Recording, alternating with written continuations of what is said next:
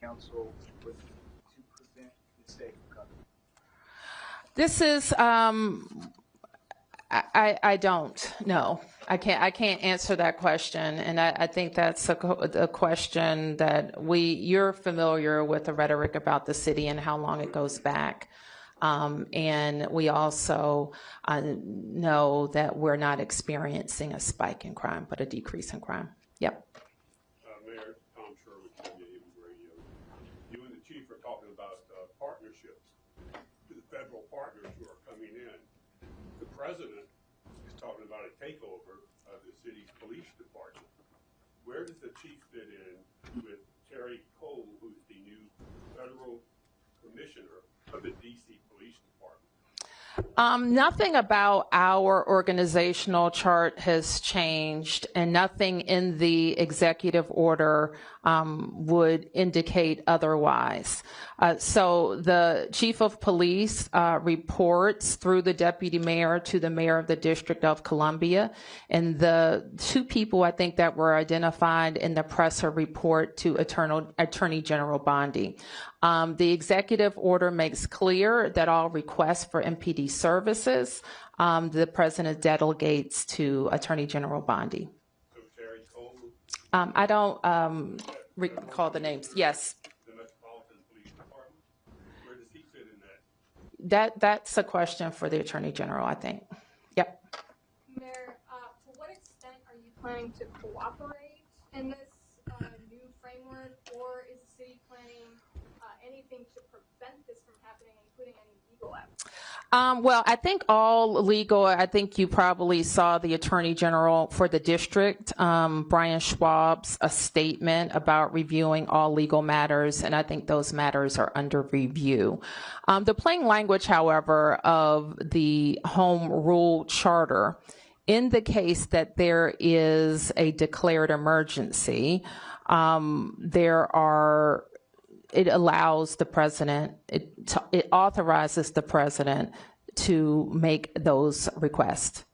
And it says the mayor shall comply with those requests. So, yep. Muriel with DC News Now. Are there any concerns that, with this rhetoric that we have MPD, the National Guard, possible other law enforcement agencies on the ground, that there will be confusion about who's in charge, who these officers answer to, and how people should respond if approached by any of those? Well, we should note, and we have been advised, and we will continue to make this clear that this is needed in our city, that all law enforcement be identifiable by a uniform, a badge, a jacket, so that people know that they are law enforcement. And the chief, in her coordination with the kind of the command on the federal side, will make clear kind of how the protocols for response. And if there's any additional information we need to get out to the public, we will. But the main point is this: everybody should follow the law, the police and the community. And that's the case now. It was the case last week, and it was the case the week before that. So nothing has changed about that. Yep. Would you be able to respond to the statement that came out from DC Police Union? They've come out saying that they stand with the president and that they have also said that crime is spiraling out of control. They're also calling for the president to go even further and repeal some of the legislation that DC Council passed. I'm afraid I haven't seen that statement yet, so I don't want to comment on it. We have, worked very closely with the DC Police Union. Some issues they've advanced, I've totally agreed with. Others I haven't. One thing that we are squarely supportive of is making sure that our department can recruit more officers and get to a number that I think we need. We've worked cooperatively with them on recruitment and retention activities, on some other changes to the law that were very objectionable to the union and our members, and we will continue to do that. Yeah. Peace and blessings, man. So, in what way, if any, does this change your strategy in terms of your relationship with the president? Do you pretty cooperative, pretty diplomatic, but you know, he's saying one thing about crime, you're stating facts, and he's still infringing on your role as mayor. So, you know, as far as your relationship and your strategy, you know, what do you intend to do as far as, you know, engaging with me? Well, we engage with all officials that impact the district, and that includes the president. So I don't expect that would change from our part. But as far as, you know, and if I may follow up. Sure. You know, are you going to go what some might consider a bit harder and pushing back against what he's trying to do? You know, will your tenor change or intensify? You know. My tenor will be appropriate for what I think is important for the district. And what's important for the district is that we can take care of our citizens. And if people are concerned about a president's ability to have the MPD police department be responsive to the Department of Justice, the time to address that is when we're talking about statehood for DC. If people are concerned about the president being able to move the National Guard into our city, the time to do that would have been when the Congress had a bill that it could have given control of the DC National Guard to DC. So there are things that when a city is not a state and not fully autonomous and doesn't have senators, that the federal government can do. Yeah. From the Boston Globe. Yeah. Just to follow on his question, you at times in President Trump's first term were more confrontational with him, especially in 2020. You've tried to be more cooperative this time. Any second thoughts about that approach? And are you planning any sort of defiance, symbolic or whatever, in light of this? Well, I would refer you to the law. Home Rule Charter, he referred to it. I would refer you to the executive order. And so everything that we have said maintains my authority given by the Home Rule Charter. Yep. Josh Chapin, Channel 7. I just want to be clear also that this ramp up, this emergency we're talking about is a brief period. It's like a 30-day period. Am I right? The charter gives him the ability to do it for 30 days, yes. So that means cooperating with the, you know, whatever he wants to do. Well, it means that we follow the law, and that the MPD follows the law as well as all of the federal officials who are here. It's also important and we will do this in our communications with them, understand like what they're looking to see. So the fact that we have more law enforcement and presence in neighborhoods, that could not, that may be positive if people are, if it's a positive action. So that's what the executive order says. Yeah, Mark. A couple quick questions. One, do you know, will the National Guard be armed? I don't know. And then, what if the Attorney General directs the Chief of Police to redirect sources to do something that you and the Chief disagree with? For instance, redirect resources from east of the river to the federal enclave or something like that. Will you comply with, you say you're going to follow the law, you say you want to be cooperative. What if you get a directive from the White House with the Attorney General that you just steadfastly don't agree with and think it's the wrong move and would jeopardize public safety in other neighborhoods? Will you comply? I don't have any reason to think that at this point, Mark, so I don't want to speculate about that. The executive order, as is the Home Rule Charter, is pretty clear that the directives the requests have to be related to federal purposes. And then can I ask, the President threatened to use not just the National Guard, but military, to bring the United States military, federal troops into the District of Columbia if needed. Can you respond to that threat? I mean, we're in uncharted waters already. A lot of people are seeing this as the first step in an assault on home rule, which the president has threatened. He's been making these threats since last year, and now he's carrying through with them. There's no reason to believe he won't go further. say to the president about his threats to bring the military, not just the National Guard, but the military? We don't, I think I speak for all Americans. We don't believe it's legal to use the American military against American citizens on American soil. I'm not a lawyer, but I think that's a fairly widely held fact. And so, but we've seen them move, I think, active military into California. So it's a question. We've seen active military on the borders of D.C. some years ago, and we don't believe that our military should be used against American citizens. Yes? Mayor Bowser, can you talk a little bit about the communication that you did receive before this morning? Did you know what this announcement was going to be before today? And can you just talk about the communication writ large before today? And secondarily, what do you say to D.C. residents who wanted to hear more from you, specifically in the last 5 days, being forthright, speaking to press and media? Can you just D.C. residents know I'm forthright. That's not a question. D.C. residents know that, and this press corps should know I speak to you all the time. So you should know that as well. And your question was, when I did not know that the request of MPD would be made. I believed that they would announce that they were going to call up the National Guard. I had one brief phone call related to the National Guard issue over the weekend. Mayor, yes. Can you identify yourself? Okay. Can you tell us what your main challenges are going to be? Chief Smith and the D.C. Police working with federal officials, and are you concerned that any federal official overseeing the D.C. Police Department is not going to know the city as well as Chief Smith and your officers?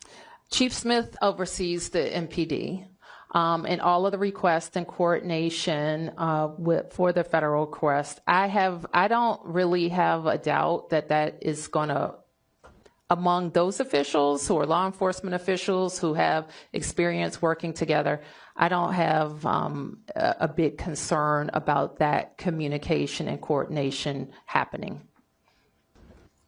Who hasn't? Yep. Hi, Emma Huber with the Washington Post. During the news conference this morning, President Trump spoke about how he wanted to empower D.C. police to hit back harder. Are you aware of any changes in the works to MPD's use of force policies? And does that kind of rhetoric, how do you feel about that kind of rhetoric? Our police officers are highly professional, well-trained officers that we support with training throughout their careers. We're proud of where our department has come from in terms of their level of professionalism. So they're trained in constitutional policing, and that is our expectation. Yes. Hold on, you've asked a question, one more. Owen Hayes, NBC News, just to follow up on that. Yeah. So will they still be fully subject to local regulations when it comes to use of force, body cameras, while under federal patrol, MPD officers? MPD reports to the chief of police, and they are subject to DC and local laws as well as federal laws. And that will continue even under this plan? Yes. Yes. Emiliana with News Nation. You said earlier that they did not tell you about this announcement before it happened today.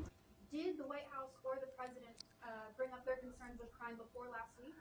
The president talks about crime all the time. Specifically in D.C.?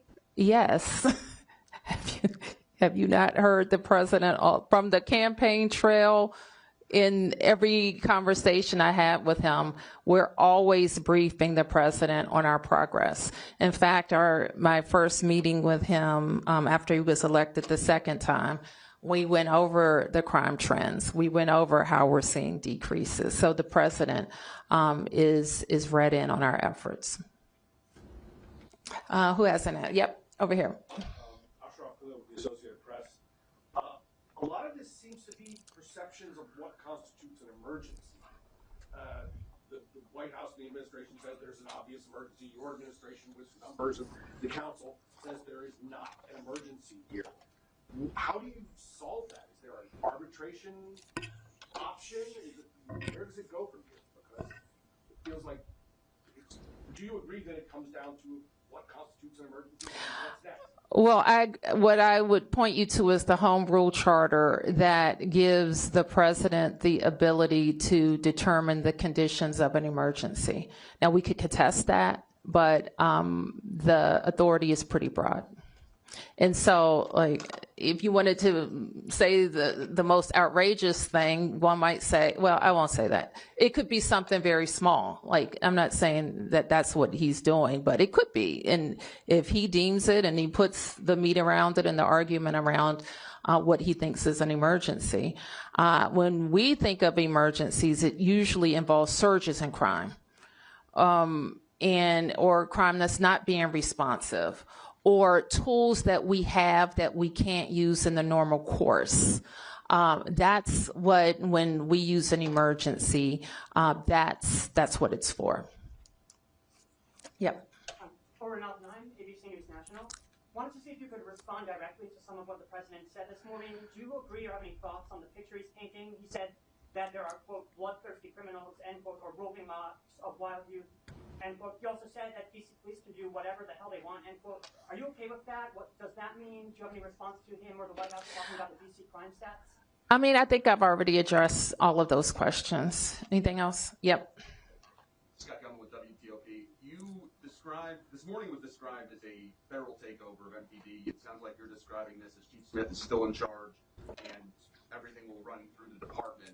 What will this look like on a day-to-day basis as it relates to what has transpired here? What can people expect to see? Is this an instance where you all work collaboratively for big events and this is something comparable to that? No, I don't, it's not like that. It's not like the special events task force where we work together.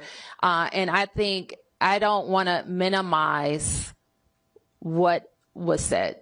And I don't want to minimize the intrusion on our autonomy because it is very different than working a special event. So that is not what we're trying to do.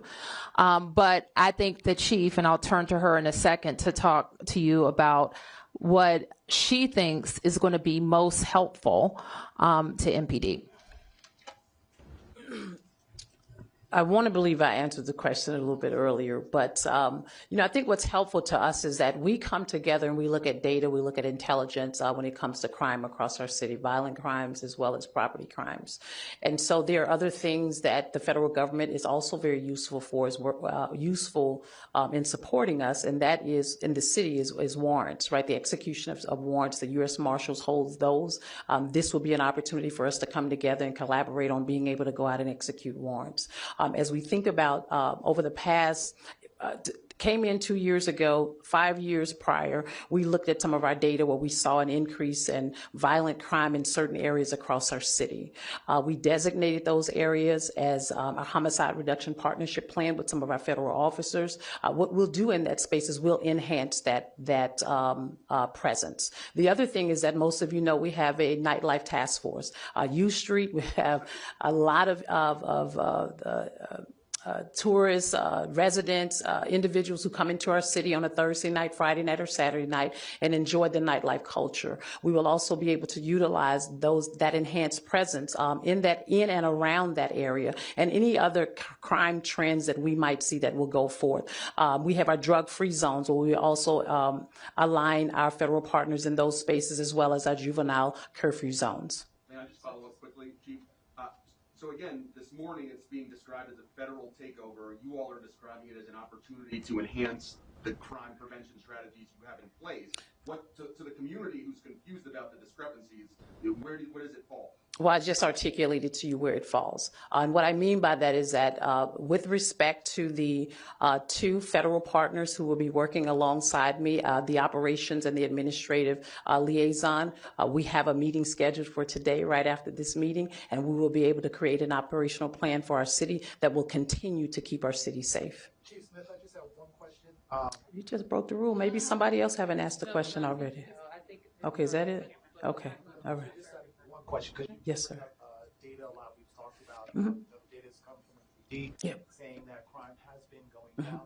However, this morning Trump did cite a report where a sergeant was accused of messing with the crime numbers. So would you be able to respond to some of what Trump said directly this week? Well, I cannot respond to any internal investigations, and I think, as you know, we do not talk about personnel actions with regards to our personnel.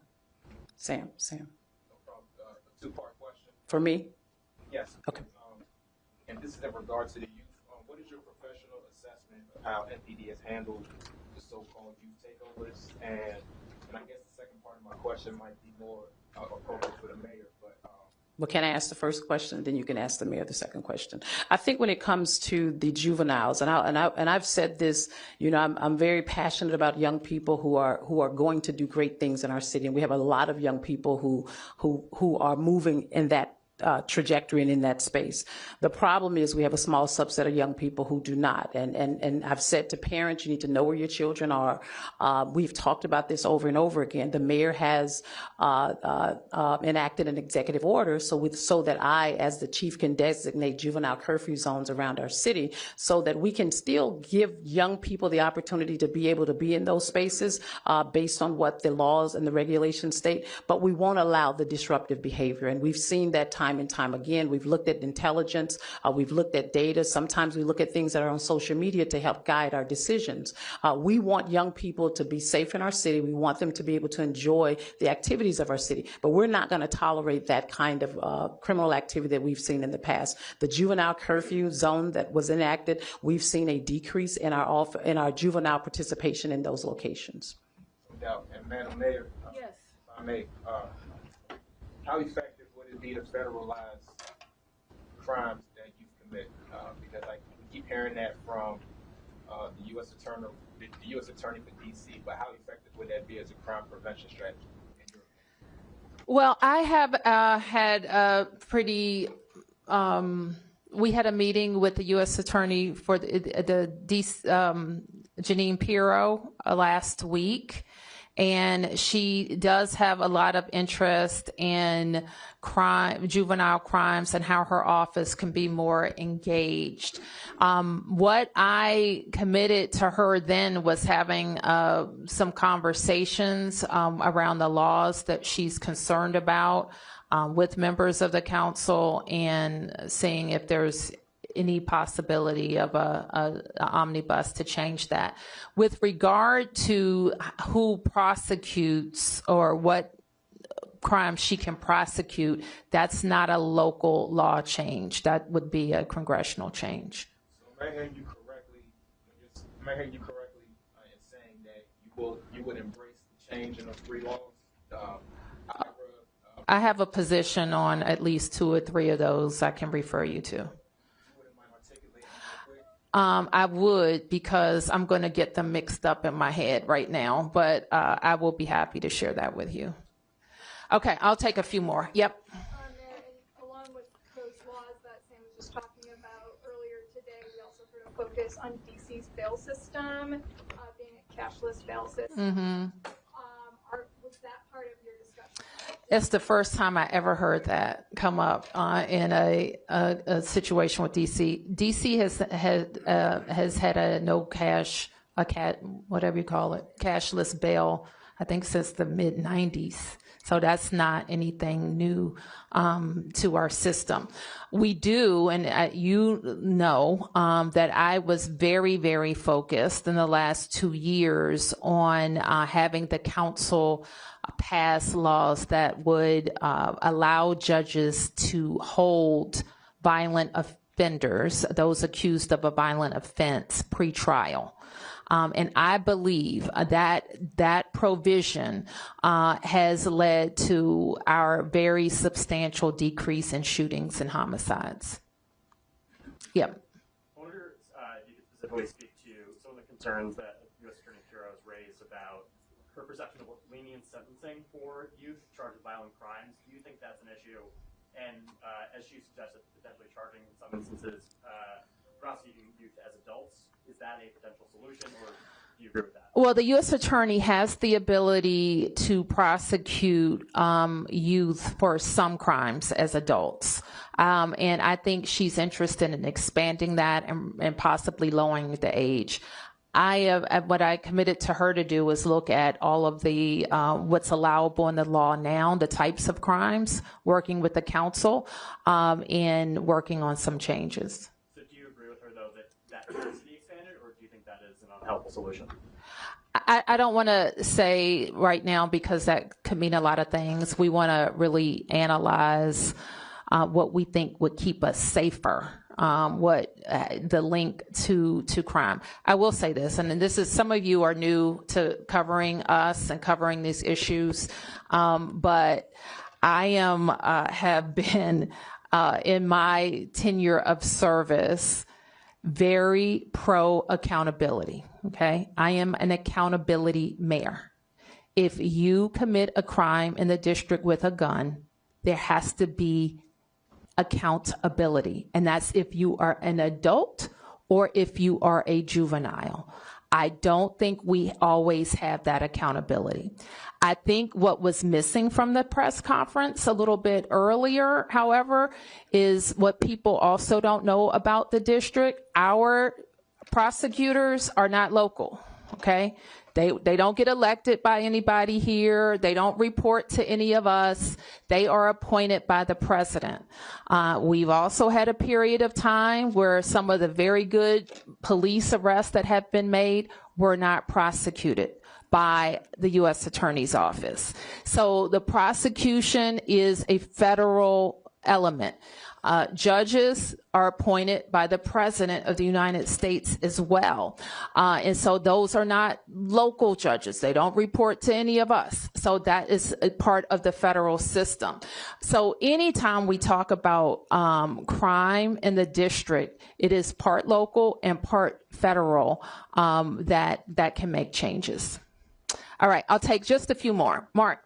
Bowser, the president made numerous threats about removing homeless encampments and dealing with people in the district who are experiencing homelessness. Can you talk about what preparations that your administration is making to facilitate this and what this, have you had any of those conversations with the White House, what that's going to look like and where these people would go, if they would be FD12 We really haven't gotten any more detail about the plans, about the words that he said. It wasn't referenced in the executive order that came down. So we're going to work. And I believe he had a previous executive order that also identified Attorney General Bondi as a point of contact as it relates to homelessness. And such. So we'll follow up with her. Okay, last two questions. Yes. I want to go back again to the federal commissioner of the Metropolitan Police Department. It sounds like the chief has described this person, Terry Cole, as an advisor, as a liaison, as something. The president, people were saying that person, this Terry Cole, is going to be in charge of the police department. I can't really comment on that, Tom. I can only tell you what's in the executive order, and that's what controls. Yep. Will DMHS be coordinated with law enforcement? Can you identify yourself? Hi, I'm with Street Sense Speeding. Okay. What's your name? Maddie Kessler. Okay. Thanks, Maddie. Yeah. Will DMHS be coordinating with law enforcement when it comes to increased encampment clearance from disaster floor? And then if AG Bondi directs local law enforcement to arrest you with people experiencing homelessness out of DC, will Chief Smith comply? Well, let me just say what MPD needs to be focused on, and it's violent crime. We simply, like our force, when the chief deploys every day and every night, is focused on people who are committing crimes in the district. So I'll leave it at that. Mayor, one more if I could. Okay. You testified to Congress after the 2020 racial justice protests when there was concern that Trump might take control over MPD at that time, that would be a complete disaster, and that you were worried that you're going to lose control of the city. Can you reflect on this moment today? Do you feel that you're at risk of losing control of the city? Are you worried this is going to be a complete disaster? I'm going to work every day to make sure it's not a complete disaster.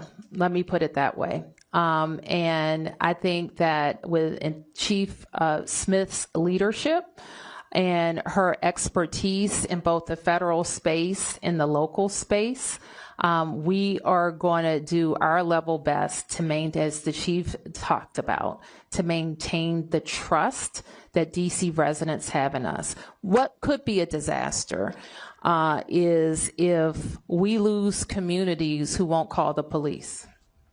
That could be a disaster. What will be a disaster if communities won't talk to the police if a crime has been committed and could help solve that crime. That could be a disaster. It would be a disaster if people who aren't committing crimes are antagonized into committing crimes. That would be a disaster. So we're going to work every day to get this emergency put to an end. I'll call it the so-called emergency, and continue to do our work. And at the same time, make sure that if these are like the law enforcement officers who are called, they're leaving their homes, their towns, maybe doing double shifts. If our National Guard are deployed, they're leaving their primary mission to come. We don't want their time to be wasted. We want to be strategic and work with them. But I'll end by saying this. If we know the tools that are available to the district if we are experiencing a surge in crime, and I put them in place before. It includes curfews. I've asked the council to pass emergency legislation.